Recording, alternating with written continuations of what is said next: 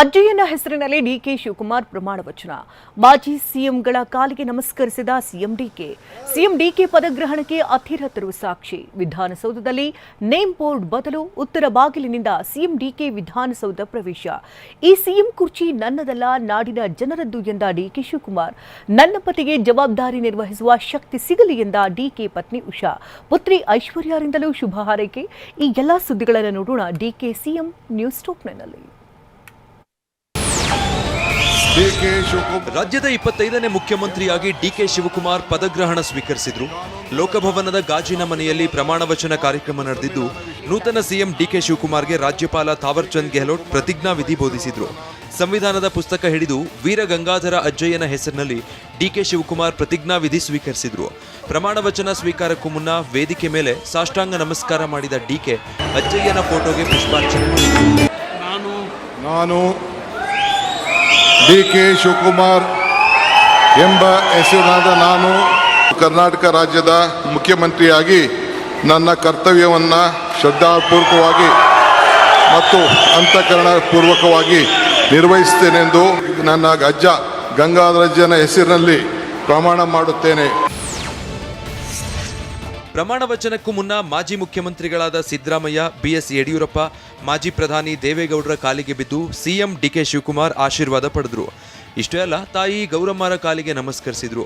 ರೇಷ್ಮೆ ಪಂಚೆ, ಜುಬ್ಬಾ, ಶಲ್ಯ ಧರಿಸಿ ವೇದಿಕೆ ಮೇಲೆ ಎಂಟ್ರಿ ಕೊಟ್ಟ ಡಿಕೆ ಶಿವಕುಮಾರ್ ಪದಗ್ರಹಣ ಸ್ವೀಕಾರ ಮಾಡಿದ್ರು.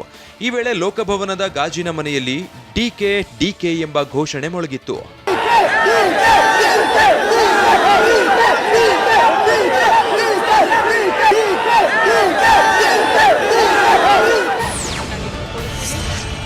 ಸಿಎಂ ಡಿಕೆ ಶಿವಕುಮಾರ್ ಪದಗ್ರಹಣ ಕಾರ್ಯಕ್ರಮದಲ್ಲಿ ಲೋಕಸಭೆ ವಿರೋಧ ಪಕ್ಷದ ನಾಯಕ ರಾಹುಲ್ ಗಾಂಧಿ, ಎಐಸಿಸಿ ಅಧ್ಯಕ್ಷ ಮಲ್ಲಿಕಾರ್ಜುನ ಖರ್ಗೆ, ಮಾಜಿ ಮುಖ್ಯಮಂತ್ರಿಗಳಾದ Siddaramaiah, Veerappa Moily, Himachal CM Sukhvinder Singh, Telangana CM Revanth Reddy, Kerala CM VD Satheesan, KC Venugopal, Randeep Singh Surjewala ಭಾಗಿಯಾಗಿದ್ದರು. ಸಮಾರಂಭದ ಆರಂಭದಲ್ಲೇ ಡಿಕೆ ಶಿವಕುಮಾರ್ ಎಲ್ಲರನ್ನ ಸ್ವಾಗತಿಸಿದರು.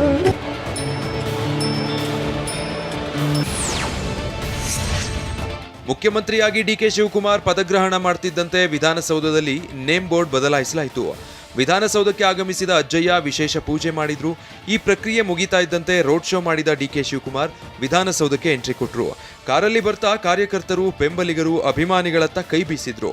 ವಿಧಾನಸೌಧದ ಆವರಣದಲ್ಲಿರುವ ಅಂಬೇಡ್ಕರ್, ಬಸವಣ್ಣ, ನೆಹರು, ಗಾಂಧೀಜಿ, ಕೆಂಪೇಗೌಡ ಪ್ರತಿಮೆಗೆ ಪುಷ್ಪಾರ್ಚನೆ ಮಾಡಿದ್ರು.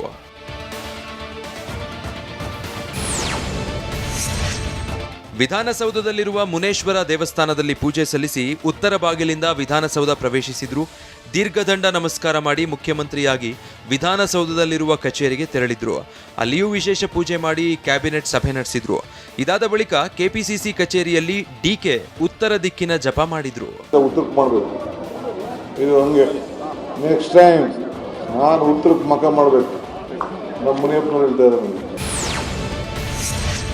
ವಿಧಾನಸೌಧದಲ್ಲಿ ಸುದ್ದಿಗೋಷ್ಠಿ ನಡೆಸಿ ಮಾತನಾಡಿದ ಸಿಎಂ ಡಿಕೆ ಶಿವಕುಮಾರ್, ಈ ಸಿಎಂ ಕುರ್ಚಿ ನನ್ನದಲ್ಲ, ನಾಡಿನ ಜನರದ್ದು. ನಮ್ಮ ಕಾಂಗ್ರೆಸ್ ಕಾರ್ಯಕರ್ತರು, ನಾಡಿನ ಜನತೆ ನಮಗೆ ಕೊಟ್ಟಂತಹ ಅವಕಾಶ.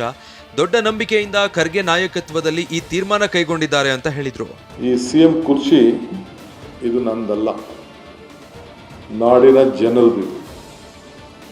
ನಮ್ಮ ಕಾಂಗ್ರೆಸ್ ಕಾರ್ಯಕರ್ತರು ಮತ್ತು ನಾಡಿನ ಜನತೆ ನಮಗೆ ಕೊಟ್ಟಂತ ಇದೊಂದು ಅವಕಾಶ.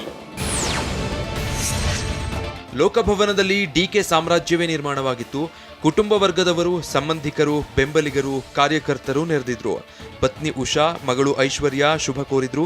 ಜವಾಬ್ದಾರಿ ನಿರ್ವಹಿಸುವ ಶಕ್ತಿ ಸಿಗ್ಲಿ ಅಂತ ಪ್ರಾರ್ಥಿಸಿದ್ರು. ನಮ್ಮ ಹಸ್ಬೆಂಡ್ ಹೇಳ್ತಾ ಇದ್ದೀನಿ, ಆಲ್ ದ ಬೆಸ್ಟ್, ಒಳ್ಳೆ ಕೆಲಸ ಮಾಡಲಿ. ಕನಸಿಗಿಂತ ಜವಾಬ್ದಾರಿ ಹೆಚ್ಚಾಗ್ತದೆ, ಆ ಜವಾಬ್ದಾರಿ ನಿಭಾಯಿಸೋ ಶಕ್ತಿ ಕೊಡಲಿ ಅಂತ ದೇವರ ನಾವೆಲ್ಲ ಕುಟುಂಬದವರು ಪ್ರಾರ್ಥನೆ ಮಾಡ್ತೀವಿ. ನೂತನ ಸಿಎಂ ಆಗಿ ಪ್ರಮಾಣ ವಚನ ಸ್ವೀಕಾರ ಮಾಡಿದ ಬಳಿಕ ಸಿಎಂ ಡಿಕೆ ಶಿವಕುಮಾರ್ ಕುಟುಂಬ ಸಮೇತ ಮತ್ತೊಮ್ಮೆ ಅಜ್ಜಯ್ಯನ ಶಾಖಾ ಮಠಕ್ಕೆ ಭೇಟಿ ನೀಡಿದ್ರು. ಸಿಎಂ ಆಗಿ ಪದಗ್ರಹಣ ಮಾಡೋಕ್ಕೂ ಮುನ್ನ 2-3 ಬಾರಿ ಅಜ್ಜಯ್ಯರನ್ನ ಡಿಕೆ ಭೇಟಿ ಮಾಡಿ ಆಶೀರ್ವಾದ ಪಡೆದುಕೊಂಡಿದ್ರು. ಪ್ರಮಾಣ ವಚನ ಬಳಿಕ ವಿಧಾನಸೌಧಕ್ಕೂ ಅಜ್ಜಯ್ಯರನ್ನ ಡಿಕೆ ಕರೆಸಿಕೊಂಡು ಪೂಜೆ ಮಾಡಿಸಿದ್ರು. ಇದಾದ ಬಳಿಕ ಮತ್ತೆ ಅಜ್ಜಯ್ಯನ ಶಾಖಾ ಮಠಕ್ಕೆ ಡಿಕೆ ಭೇಟಿ ನೀಡಿ ಆಶೀರ್ವಾದ ಪಡೆದಿದ್ದಾರೆ. ಸಿಎಂ ಡಿಕೆ ಶಿವಕುಮಾರ್ಗೆ ಪ್ರಧಾನಿ ನರೇಂದ್ರ ಮೋದಿ ಶುಭಾಶಯ ತಿಳಿಸಿದ್ರು. ಕೇಂದ್ರ ಮತ್ತು ರಾಜ್ಯ ಸರ್ಕಾರ ಜೊತೆಯಾಗಿ ಕೆಲಸ ಮಾಡೋಣ ಅಂತ ಮೋದಿ ಟ್ವೀಟ್ ಮಾಡಿದ್ದಾರೆ. ಇನ್ನು ಕೇಂದ್ರ ಸಚಿವ ಕುಮಾರಸ್ವಾಮಿ ಕೂಡ ಟ್ವೀಟ್ ಮಾಡಿ ತಮಗೆ ದೊರೆತಿರುವ ಅವಕಾಶವನ್ನ ಜನಪರ ಕೆಲಸಗಳು ಕರ್ನಾಟಕದ ರಾಜ್ಯದ ಅಭಿವೃದ್ಧಿಗೆ ಉಪಯೋಗ ಮಾಡಿಕೊಳ್ಳಿ ಅಂತ ಹಾರೈಸಿದ್ದಾರೆ. ಇಷ್ಟೇ ಅಲ್ಲ, ಗಣ್ಯರು, ತಾರೆಯರು, ಉದ್ಯಮಿಗಳು ಡಿಕೆಗೆ ಶುಭಾಶಯ ತಿಳಿಸಿದ್ದಾರೆ.